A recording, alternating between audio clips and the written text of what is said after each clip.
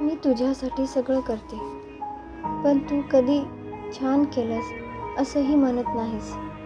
ती हळूच म्हणते, मी तुझी जोडीदार आहे, पण कधी कधी अदृश्य वाटते. तो काहीच बोलत नाही आणि तिच्या मनात एकच प्रश्न, माझं हसणं पुरेसं नाही का? ही गोष्ट कौतुक मागण्याची नाही, ती स्वतःला विसरायला लागण्याआधी समजून घेण्याची आहे. ती रोज तेच करते, समजून घेते, सोडून देते, गप्प राहते, पण आतून थकते. कौतुक म्हणजे शब्द नाहीत, ते मान्यतेचं स्पर्श असतं. मी पाहिलंय तू काय केलंस, असं कोणीतरी म्हणावं, एवढंच. ती म्हणते, मला मोठं काही नको, फक्त माझं असणं दिसावं.